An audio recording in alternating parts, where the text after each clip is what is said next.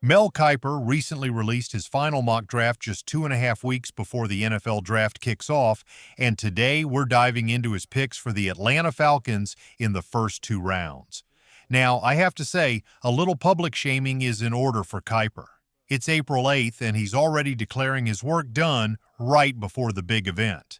But let's jump right into the action. Starting with the first pick, Kiper went with Cam Ward, which was expected.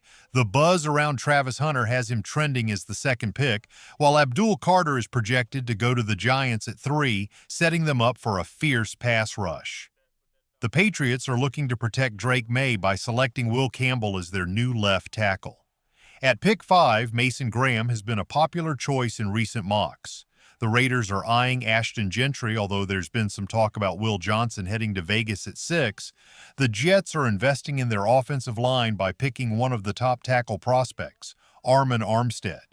The Panthers then select Jalen Walker, a move we've been anticipating for the past week and a half. In the division, the Saints take Shatter Sanders at 9, which could be a mixed bag for Atlanta fans. Some might see it as a good thing, while others may not. Tyler Warren heads to Chicago to join Cole Kmet and Caleb Williams, and Will Johnson goes just before the 15th pick to San Francisco. The Cowboys are adding a new running back, and as we approach the Falcons' turn at 15, Miami selects Jay Barron, a versatile player from Texas. The Colts grab Colton Loveland, and with the 15th pick in the 2025 NFL Draft, the Atlanta Falcons select Mike Green, a defensive end from Marshall. If you've been following the draft with us over the past few months, you've likely heard a lot about Mike Green. For those just tuning in, let's give you a quick overview. Back in January, we highlighted Green, and at that time it felt a bit early to focus on a defensive end from Marshall. Fast forward to now, and he's a top pick in Kiper's mock draft. So what makes Mike Green stand out? First and foremost, his production last year was impressive. He led the nation with 17 sacks. This came after a less than stellar 2023 season. He started at Virginia, played a bit as a freshman, but then didn't see the field in 2022. After transferring to Marshall, he really came into his own in 2024. Now, some might say, he played at Marshall. How good can he be? But let's not forget that he faced tough competition, including Ohio State, where he made a significant impact against players who will likely be drafted after him. I'm not worried about Green coming from a group of 5 school.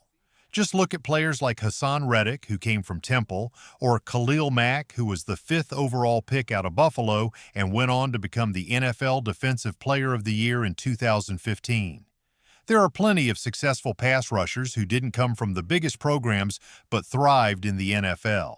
Comparisons between Khalil Mack and Mike Green have been made, and they're quite striking.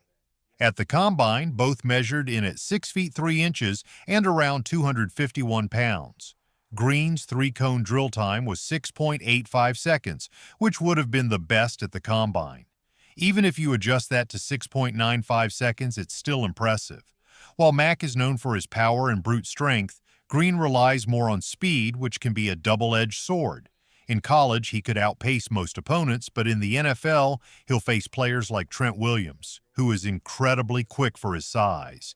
However, Green has a good mix of agility and strength, making him a well-rounded athlete. Looking at their final college seasons, Mack recorded 10.5 sacks, while Green had an outstanding 17. Neither played in the SEC, Big Ten, or Big 12, but they both proved they could dominate their competition. When it comes to Mike Green, I'm fully on board with this pick. If it doesn't pan out and he ends up being another Vic Beasley or Takaris McKinley, I'll be the first to admit I was wrong. However, I genuinely believe that Mike Green has the potential to be a productive player for the Falcons or any team that drafts him. Will he be a perennial Pro Bowler? Probably not. Those types of players are rare outside the top 10 picks in the draft. But can he surpass the 6.5 sacks that have been the benchmark for Falcons pass rushers since Vic Beasley? Absolutely. It's been a long time since a Falcon hit that mark. So long that the last time it happened, women weren't allowed to drive in Saudi Arabia. Times have certainly changed. Now let's take a look at the rest of the mock draft, including the Falcons' second-round selection. But first, I want to give a shout-out to Crockett and Barry Brazil, who sent a super thanks on a previous video. Thank you both. If you want a shout out, you can send a super thanks, which is like a tip jar on YouTube. Just click the heart emblem with the money sign below, choose any amount, and leave a message for us to read in a future episode. As we gear up for round 2, let's quickly run through the rest of round 1. Matthew Golden goes to the Cardinals. He's my top wide receiver in this class. Giad Campbell, who I've seen mocked to Atlanta, heads to the Bengals. Nicky Murray is another name some Falcons fans are interested in, but he ends up in Tampa, adding another potential threat in the division. Derek Harmon is a defensive tackle I don't see Atlanta picking, especially with Rook and Doris already on the roster, but they might consider replacing Grady Jarrett early in the draft. The Rams surprise us by selecting Jackson Dart, a quarterback pick that always stirs up some excitement. Malachi Starks goes to the Ravens, but do they really need 2 elite safeties? That's a head-scratcher. Shamir Stewart and James Pierce are 2 players who have been on Atlanta's radar, both having visited the Falcons, and they go towards the end of round 1. Now let's shift our focus to round 2. Kiper starts it off with 2 quarterbacks, Tyler Shough from Louisville and Jalen Milroe to the Giants. Then we see a name I hadn't heard before, Amichi Ibuka, going to Jacksonville at pick 35. Luther Burden and Walter Nolan are also in the mix, but I don't see Atlanta going for a receiver early. Nolan could be an interesting option as a potential replacement for Jarrett, who was a solid run stopper but lacked pass rushing upside. Nolan, on the other hand, could bring that pass rush, having recorded 6.5 sacks last year. Kenneth Grant is another name to keep an eye on for the Falcons. He's a big guy at around 6 feet 4 inches and 330 pounds, and he could be a future replacement for David Onyemata. Grant has shown flashes of pass rushing ability and was part of a Michigan defensive line that caused chaos all season. While there may be some inconsistencies in his tape, his size and speed make him a rare athlete. As we inch closer to the Falcons' pick, we see an offensive lineman going to the Colts, but that's not really in play for Atlanta. Then we have Benjamin Morrison, a player we've discussed before. I really like this pick for the Falcons. Morrison is a talented player, but the reason he's being talked about as a round 2 prospect is due to injury concerns. He missed half of the 2024 season with a hip injury, which is definitely a red flag. However, if his medicals check out, there's a lot to like about him. He's fluid, lengthy, and has great ball skills, which is not something you find in every cornerback. In 2023, he had 9 career interceptions and a touchdown, along with 27 pass breakups. Sometimes you find players with great instincts who lack speed and fluidity, but Morrison seems to have the best of both worlds. The hip injury is definitely a concern, but I believe this could be a fantastic pick for Atlanta. They have some flexibility at cornerback with 3 starters currently on the roster, A.J. Terrell, Mike Hughes, and whoever wins the competition between D. Alfred and Clark Phillips. My plan? Draft Benjamin Morrison in the 2nd round and let him redshirt in 2025. This way, he can fully recover from his hip injury, which he won't even be a year removed from when the season starts. There's no rush to get him on the field right away. By 2026, he'll have a year of NFL practice and preseason experience under his belt, ready to step in as a starter opposite A.J. Terrell if the team decides to move on from Hughes, who signed a 1-year, $9 million contract with minimal guarantees. Now let's look at some players Atlanta passed on in Kiper's mock draft.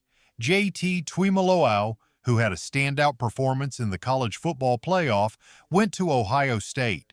I always pay attention to how players perform in big games, so he's one to watch. Siobhan Revel, who tore his ACL early in the season, is another intriguing prospect. He's 6 feet 2 inches and has incredible speed, so teams will be interested in his traits, but his production is still a question mark due to the injury. If Atlanta doesn't go for a defensive end or pass rusher in round 1, keep an eye on Nick Scorton from Texas A&M. He started at Purdue and was the Big Ten Defensive Player of the Year before transferring. He had a solid season at College Station and is projected to go around 53rd in this draft. Moving on, I'm not too excited about many other players in this mock. Darian Porter is intriguing, but I wouldn't say he's my guy. At 6 feet 3 inches with incredible speed, he'll catch someone's eye, but I think he'll go more in round 3 than round 2. It's important to remember that just because someone is fast doesn't mean they'll succeed in the NFL. There are plenty of track stars who haven't panned out like John Ross and Anthony Schwartz. If a team does take Porter, they'll need to be patient and trust that their coaching staff can develop a former receiver who switched to cornerback halfway through college. As we wrap up round 2, let's recap. Mike Green from Marshall in round 1? I like it. Benjamin Morrison in round 2? Another solid choice. Now I have a special guest, producer Trace Moustakis, who is a die-hard Notre Dame fan. Trace, can you give us a quick elevator pitch on Benjamin Morrison? Pause for a response. The key thing to know about Morrison is that while his injury was serious, he has the skills and explosiveness you want in a cornerback. He's aggressive in jumping routes, which is a great asset. The concern is whether he can twist his hips and compete at the top of routes, especially against speedy receivers. However, since Atlanta plays a lot of zone coverage, that shouldn't be a major issue. I'm sold. I'm also in favor of putting him on the PUP list for a year. There's no need to rush him back. The Falcons already have 3 starting corners. It'll take some patience, but in a year, you'll be glad you did this. You won't need to search for a new starting corner because Morrison will be fully recovered and ready to contribute. That wraps up today's episode. I hope you enjoyed it. If you did, please take a moment to like the video and subscribe before you go.